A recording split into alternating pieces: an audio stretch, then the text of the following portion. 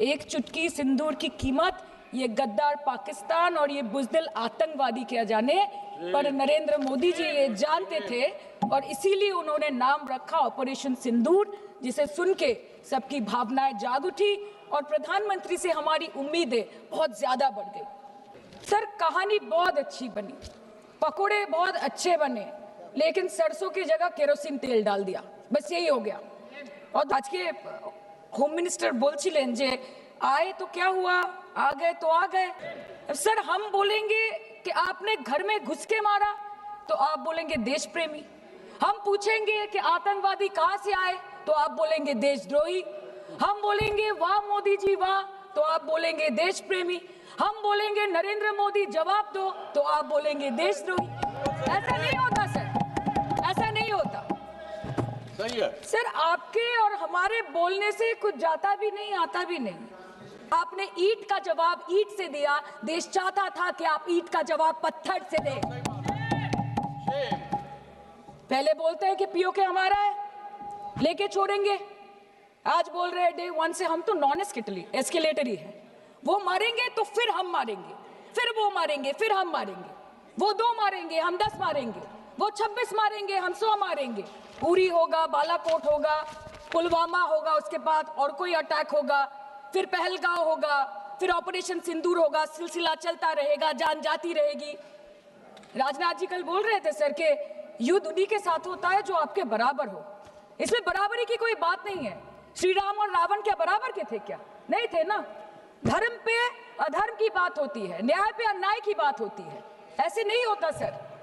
वो कल बोल रहे थे कि आप छोटी छोटी चीजों को नजरअंदाज कीजिए, रिजल्ट क्या है वो देखिए। पेंसिल टूटा कि नहीं, परीक्षा हॉल में लेट पहुंचे कि नहीं, ये सब इम्पोर्टेंट नहीं है। अरे सर, यहाँ पे तो चाचा चौधरी ने पेपर लीक कर दिया ना, तो अभी आप फर्स्ट आए या लास्ट आए उससे क्या फर्क पड़ता है? हम भी सोचते हैं कि अगर जंग छिड़ी तो दुकानों का क्या होगा। हम भी सोचते हैं कि अगर जंग छिड़ी तो दुकानों का क्या होगा, बंदूकें तो बिक जाएंगी, गुलदस्तों का क्या होगा। हम भी सोचते हैं। एंड लेट देम नो कि वजीर आजम आपके झंडे पे चांद है और हमारा झंडा चांद पे है। तो लेट पाकिस्तान नो कि आप 1 किलो आटे के लिए आपस में लड़ते हैं और हम हर दिन गुरुद्वारे में पूरी और हलवा बांटा करते हैं। फर्क है ना सर? पर जवाब नहीं दे पाए। सर, 28 बार अमेरिका के प्रेसिडेंट ने एक ही मैसेज दिया पूरे दुनिया को कि ट्रंप ने वॉर रुकवा दी पापा, कि ट्रंप ने वॉर रुकवा दी। शर्म करो।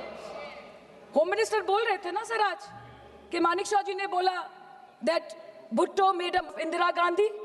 पूरा देश बोल रहा है, पूरा विश्व बोल रहा है that Trump made Narendra Modi. ये बात है, That's a fact. Fact is the fact. विदेश मंत्री एक्लाइन बोले छे नहीं हमारे साथ ट्रेड की कोई बात नहीं हुई है, बस और कुछ नहीं। मतलब रिस्क हम ले, ऑपरेशन हम करें और खीर चाचा चौधरी खा के चला जाए, इसी के लिए हम बैठे हैं यहाँ पे। सर, इस लड़ाई में शायद आप जीत गए, लेकिन नैरेटिव की लड़ाई में आप हार गए। आप हार गए, आप देश को बता नहीं पाए कि धर्म पर कि अधर्म पर धर्म की जीत हुई है, पाकिस्तान पर फिर से हिंदुस्तान की जीत हुई है, आप बता नहीं पाए ठीक से। और प्रेस मीडिया का इस देश में तो सर कुछ गैर जिम्मेदार भूमिका रही होगी। लोगों को बहकाने का काम किया इन्होंने। खबर ऐसे बनाते थे कि आज कलकत्ता में मैं सोने जाऊंगी और कल कराची में नींद खुलेगी मेरी, कि आज लखनऊ में मैं डिनर करूंगी और कल लाहौर में ब्रेकफास्ट। ऐसा नहीं चल सकता सर। हमको ये सब से कोई मतलब नहीं है। हाँ, वॉर है, हमारे 2 गिरे होंगे, आपके 10 गिरे होंगे। हमें पता है कि ये कोई पबजी नहीं है जो आप बेडरूम में बैठ के, बालकनी में बैठ के, बाथरूम में बैठ के आप अटैक कर रहे हो। ऐसा नहीं होता।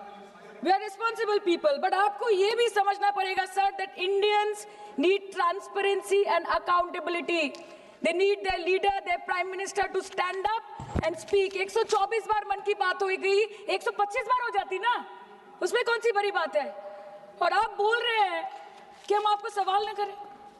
Sir, this is not Pakistan जहां सरकारें कम और तानाशाही ज्यादा चलती है।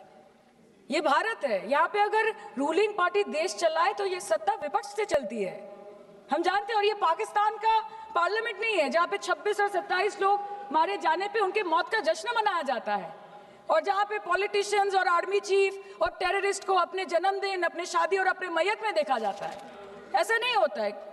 होम मिनिस्टर ने आज बोला कि हमने दुनिया के सामने पाकिस्तान को बेनकाब कर दिया। आपके 56 इंच का दबदबा कहाँ गया मोदी जी?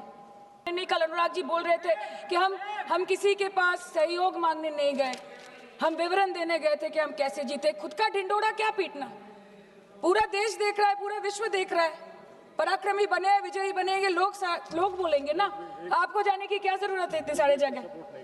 ये जो बोलते हैं ना कि हमने किया है, सर आपने सिर्फ अकेले नहीं किया है, इंडियन आर्म फोर्स ने किया है, 140 करोड़ लोगों ने किया है। सर किसी का कुछ नहीं आता, सबका वक्त आता है, और जिसका वक्त आता है उसका सब आता है। तो वक्त था ये हमारा।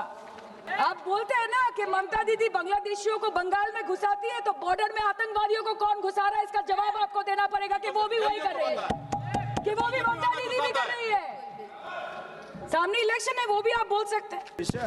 सर मैं और ज्यादा कुछ नहीं बोलना चाहती। लास्ट लाइन, सर हमें गर्व है कि आपने 100 आतंकवादियों को मार गिराया, पर हम तो चाहते थे कि ऐसा एक भी न बचे जिससे आगे जाके भारत की बेटी और बहनों के सिंदूर को खतरा हो। Thank you. चाहे वो आतंकवादी हो माननीय या सदस्य पाकिस्तान हो या पाकिस्तान को ऑक्सीजन देने वाला चाइना हो, India has to give out the message loud and clear. আমরা ভয় করব না দুবেলা মরার আগে মরবো না ভাই, মরবো না। हम डरेंगे नहीं, मरने से पहले मरेंगे नहीं कि हम अमन चाहते हैं मगर जुल्म के खिलाफ, कि हम अमन चाहते हैं मगर जुल्म के खिलाफ। अगर जंग लाजमी है तो फिर जंग ही सही। Thank you.